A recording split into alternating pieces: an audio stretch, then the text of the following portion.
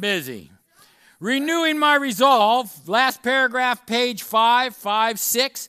Renewing my resolve, I tried again.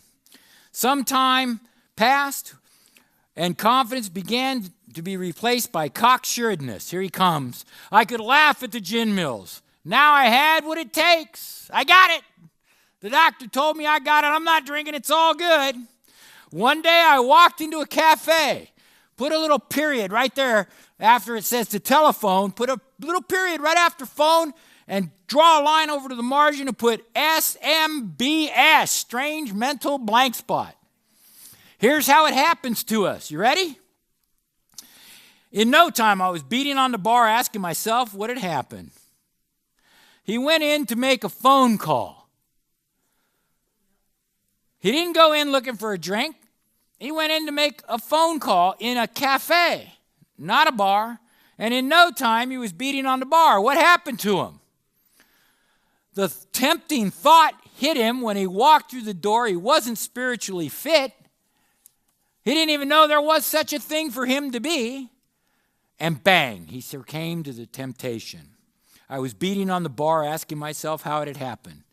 1, maybe 3, 3 maybe 6, 6 maybe 12. Off he goes again. As the whiskey rose to my head, I told myself I would manage better next time, but I might as well get good and drunk then. And I did. Isn't that how we do it? Because the issue is in the tissue. As soon as it got into his body, King Alcohol, we just read about from A Vision for You, he's taken over. Listen, Dennison, it's time for you to listen to me. Drink. And off we go. Here it comes. The remorse, the horror, the hopelessness of the next morning are unforgettable. Come on. The courage to do battle was not there. My brain raced uncontrollably, and there was a terrible sense of impending calamity. I'd hardly dare cross the street, lest I collapse and be run down by a morning truck. For it was scarcely daylight. An all-night place supplied me with a dozen glasses of ale. My withering nerves were stilled at last. The morning paper told me the market had gone to hell. Well, so had I. The market would recover, but I would not. That is the description of total hopelessness. He now knows he's drinking against his own free will. He wanted to stop. He couldn't stop. He tried to stop. He doesn't know what the strange mental blank spot is. It just happened, and it took control of him. That is the real alcoholic. I often talk to people when I explain the strange mental blank spot, like normal people don't get it at all. My wife's a normie. You know, it's like, whoa, that's kind of weird. But sometimes I'll be talking to drinkers, and I'll explain that to them, and they'll look at me like I have 12 eyes. Okay, if you don't get that, then you don't have what I have. And you might be able to do all kinds of other things to recover. But if you have what I have, there's only one way out. It's a renewing of the mind. Should I kill myself? No, not now. Then the mental fog settled down. Here comes the solution. Gin would fix it. So 2 bottles and oblivion. That's the solution. That's where I wanted to be. I didn't want to feel, think, nothing. Oblivion, what a beautiful place for an alcoholic to be. There's no problems in oblivion. There's also no answers. Now look what Bill says next. The mind and body are marvelous mechanisms. The scriptures say that the body is a vessel made to carry something, and it's not your mind. It's your spirit. The book of John says that there are only 2 spirits in the universe, the spirit of truth and the spirit of error. When I make my decision for Christ, I'm asking God to give me the spirit of truth and for the spirit of error to be gone. My human spirit becomes irreversibly fused to his. Where he goes, I am, for I have been crucified with him, and I myself no longer live. That's the walk that we get to have. For mine endured the agony 2 more years. My gosh, huh? Sometimes I stole from my wife Slender's purse when the morning terrors and madness were on. Again, I swayed dizzily before an open window. The medicine cabinet where there was poison.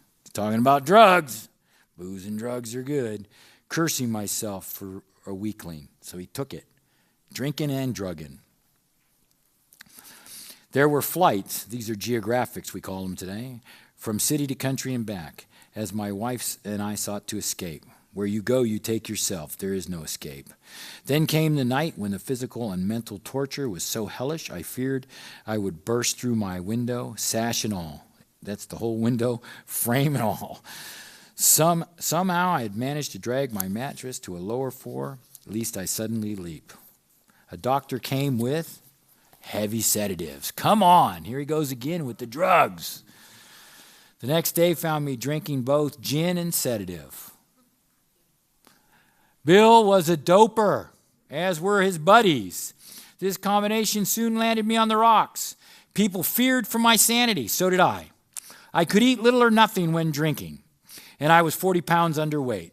My brother-in-law, a physician, and though through his kindness and that of my mother, I was placed into a nationally known hospital for the mental and physical rehabilitations of alcoholics.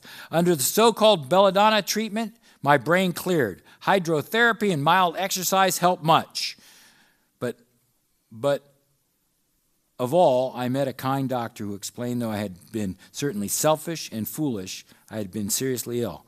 Again, bodily and mentally. So let me take a second here and talk about the Belladonna treatment, because you'll hear people talk about Bill's white light experience in the hospital and say that he had overtaken a hallucinogen. Okay, Belladonna is an antispasmodic. You cannot take enough of it to hallucinate. That's what they gave guys. They gave them something so that when they were having tremors and shakes and having the DTs, that they wouldn't have convulsions and seizures. And then they stuck them in a hot tub. Hydrotherapy. In 3 days, the alcohol is cleared from their body, right? They haven't had any convulsions. All right, go from here and drink no more. Come on now. Wow. Right? And this is when Silkworth is trying to introduce them to the great physician. And over in the A page right there, it says, it's Bill's third hospitalization, not the last. That Silkworth had the discussion with Bill on the subject of the great physician, Jesus Christ. Silkworth had not been given the appropriate credit for his position on the spiritual conversion. Several sources agree that Silkworth, who used the term the great physician to explain the need in recovery for a relationship with Jesus Christ. It says right there, Silkworth, page 313. It's in the back of the book. Maybe we'll read it sometime tomorrow when we're going through this. And I explained it earlier, what he had to say. But let's keep moving. I want to get through this and get to the solution. I was relieved somewhat to learn. Did I read that? No. Okay. I was relieved somewhat to learn that in alcoholics, the will is amazingly weakened when it comes to combating liquor, though it often remains strong in other respects. That's what fools us. My incredible behavior in the face of desperate desire to stop was explained. Understanding this now, myself, I fared forth with high hope. There were 3 or 4 months when the goose hung high. I went to town regularly and even made a little money. Surely this was it, the answer, self-knowledge. I'm going to give a real quick story. I got in a car accident in 1984, 1985, somewhere around there. Went to a chiropractor, took an x-ray of my back. On there, my liver showed up on the x-ray. They're not supposed to do that. So he called me into his office and he put it on the x-ray on the screen. He goes, see that thing right there? I go, yeah. He goes, okay, well, that's your liver. He goes, it's not a bone. It's not supposed to show up on an x-ray. Do you drink at all? Well, yeah, I drink a little here and there. He goes, oh, good. Well, you shouldn't drink at all because your body can't process alcohol into simple sugar. And if you keep doing this might, turn into something that'll kill you. Don't drink anymore. And I thought to myself, how glorious. The doctor just explained it. My body can't process alcohol into simple sugar. That's why I drink so much. That's why I get so crazy. That's my problem. And I left from there, and as Bill said, the goose hung high. Hey, Rick, you want to go out and get drunk? No, come on, man. My body can't process alcohol into simple sugar. I quit drinking. No more. I can't do it. Doctor said no. Really? All right. Rick, have a beer. Oh, no, I can't process alcohol into simple sugar. About 30 or 45 days in, somebody shoved a beer my way, and I picked it up like a fish getting put back into water. I had no idea, and I was off and going. And that doctor's advice about my body was gone, never be thought about again until years into my sobriety. And that's what Bill is talking about here. The knowledge that we learn about our condition is not enough. To know that you're alcoholic, to know that you have a spiritual break, to know that you have an obsession, to know that your body is different will not keep you sober during those strange mental blank spots. Only inspiration from God in that moment will keep us from the drink. It says no human power could have relieved our alcoholism. That's right. But it was not for me, for that frightful day came, and I drank once more. The curve of my declining moral, its morals got worse, and bodily health fell like a ski jump. After a little time, I returned to the hospital. There he goes again, man, back to the hospital. This is summer of 1934. He's about to get well. This was the finish, the curtains, it seemed. My wearing, despairing wife was informed that it would all end with heart failure and delirium tremens. I would develop wet brain, perhaps within a year. She would soon have to give me over to the undertaker of the asylum. Bill tells in another book a story of how he is sitting in his room, and Silkworth is outside of his room, thinks he's asleep or whatever, talking to Lois, and tells this. Can you imagine being sitting in the hospital and the other person's being told about your condition in a way that is that hopeless from the doctor, who you think is your last hope to help you? Man. She would have, okay. They did not need to tell me. I knew it and almost welcomed the idea. It was a devastating blow to, check that out, my pride. And I'm going to stop right there because I think we're running low on time. No, I have some more minutes. Okay. Pride. Pride tells us that there is no God, and pride tells me that I am God. Here's the one spot where Bill Wilson points right to his pride. Most of the big book, he talks about selfish self-centeredness. In the learning pages, there's a place called Sin and Selfishness, or Selfishness and Sin, and it talks about pride. Selfishness is pride. It's formed out, misdirected pride. Pride, it's now blown up. And now look at what he does. Look at this page, and I'm going to do it again, and he's going to talk again about the insidious insanity, because he goes right to his selfishness. He gets out of the hospital hearing these things, understanding these things. It's a blow to his pride, but he hasn't changed a single thing in his life. I, who thought so well of myself, my abilities, my capacity to surmount obstacles was cornered. At last, now I was to plunge into the dark joining of the endless procession of sots. Sots are habitual drunks who had gone before me. I thought of my poor wife. There had been much happiness after all. What would I not give to make amends? But that was over now.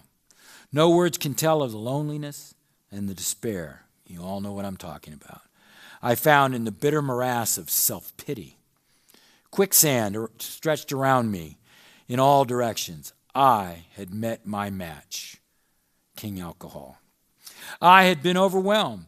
Alcohol was my master. He's going to do whatever it tells him to do. Trembling, I stepped from the hospital, a broken man. Fear sobered me from a bit. Then came the insidious insanity of the first drink. He played with the thought and had the strange mental blank spot. And on Armistice Day, that's Veterans Day from World War I, they called it Armistice when they laid down their arms. 1934, I was off again. Gets out of the hospital. He's in totally bad shape. Thought comes and it starts a run. He didn't just drink once, he starts on a new run. Everyone became resigned to the certainty that I would have to be shut up somewhere or stumble along into a miserable end. Here we go. How dark it is before the dawn. When God comes, it's a brand new day. When the Spirit of truth comes into our life and it illuminates it, it bright. Now he's going to get towards the solution. In reality, that was the beginning of my last debauch. I was soon to be catapulted into what I like to call the fourth dimension of existence. What is the fourth dimension? It's the realm of the Spirit. We live in a three-dimensional universe. Height, depth, width. Those are the three dimensions, right? The fourth dimension is outside of time and space. Bill's going to talk about that in a few minutes. Our Father, who art in heaven, hallowed be thy name. Our Father, who's outside of time and space, holy and separate is your name. Bill is leading us up to something here. The fourth dimension, the heavenly connection. I was to know a new happiness, peace, and usefulness, a way of life that is incredibly more wonderful as time passes. His life gets better and better and better as he seeks God. The restoration has taken place. God is transforming his mind. He's setting us up. He's telling us what's to come. Near the end of bleak November, I sat drinking in my kitchen. With a certain satisfaction, I reflected that there was enough gin concealed about the house to carry me through the night and the next day. My wife was at work. I wondered whether I dare hide a full bottle of gin near the headboard. I would need it before daylight. Now comes the solution. My musing was interrupted by the telephone. The cheery voice was an old schoolmate. This is Ebby Thatcher. He asked if he might come over. He was sober. It had been years since I could remember him coming to New York in that condition. I was amazed. Rumor had it he'd been committed for alcoholic insanity. I had wondered how he had escaped. Of course I would have him for dinner, and then I could drink openly, unmindful of his welfare. The guy is sober, and all Bill can do is think if he comes over, we can get drunk. I thought only of recapturing the spirit of the days. There was a time when we chartered an airplane to complete a jag. His coming was an oasis, the dreary desert of futility, the very thing, an oasis. So real quick, and we'll wrap it up here. Tomorrow we're going to get into the solution. Ebby Thatcher is an old friend of Bill's. He comes in contact with a guy named Roland Hazard who keeps him from going into an institution. And he goes in and he talks to the judge and he tells him about the Oxford group and their past and their journey and that how his alcoholism was relieved. Roland had gone to Switzerland and been under the care of Dr. Young, who we're going to learn about as we keep reading. And he came back and he shared what he had and he took Ebby to the Oxford group. They were in New York. They were staying at Reverend Shoemaker's place. Ebby was living there in a rescue mission. Tomorrow when Pat's here, king of the rescue missions. And while he was there, as part of his recovery, he went to see Bill because he knew Bill was a hopeless drunk just like he was. And when I think about this, I often think about the scripture where Jesus is at Caesarea Philippi, which is a beautiful oasis. He talks about the oasis. I've been there. And it's where the Jordan River begins. It flows. There's a big mountain and a rock. And in Caesarea Philippi, all the different kinds of religions gathered there. There was human sacrifice. There's niches carved in the walls. The gates of hell are there. That's how they referred to it. There was inside this cave water, and it went down, and they believed that that was the gates of hell. When Jesus talked about the gates of hell, he's talking about a place in Caesarea. And he goes there, and he takes the 12 apostles there, and he takes them where? He takes them to the most debaucherous place ever. They weren't hanging out, at the church. When he went to the church, he was giving the Pharisees and the Sadducees a pretty hard time. He took them to where men need them. And while he's there at this oasis, when you go there, if you ever get to go there, if you read about it, the water just begins to pour right out of the mountain. And within 100 yards, the river is roaring and 50 or 100 feet wide. It's an oasis, a natural oasis in the middle of the desert, full of people with all kinds of crazy thoughts and beliefs, and that's where he goes. And he takes the 12 apostles there to tell them what's going to happen to him in the middle of this dreary oasis with sick people all around. And he tells them, and Peter says, no, that isn't going to happen. And Jesus looks at him and he says the same thing he said to Satan in the desert. Get behind me, Satan. The words from Peter's mouth were not going to come into his being. They weren't worthy. And he says this the moment after he tells Peter that he is the Petra, the small stone, the rock. one part of a great many, that he would build his church. See, I find stories like that when I can tie them back into the big book to not only strengthen my faith, but my understanding in some of the things that Bill was learning and experiencing as he goes through this. See, the newcomer is in the middle of a dreary existence. And when you show up to help and you carry a message and you learn how to witness that message and to carry the message, it'll feel like an oasis and you can help. Somebody get excited. There we go. I think that's time for tonight. All right, we'll end there for tonight. Thank you. We'll pick up right here tomorrow.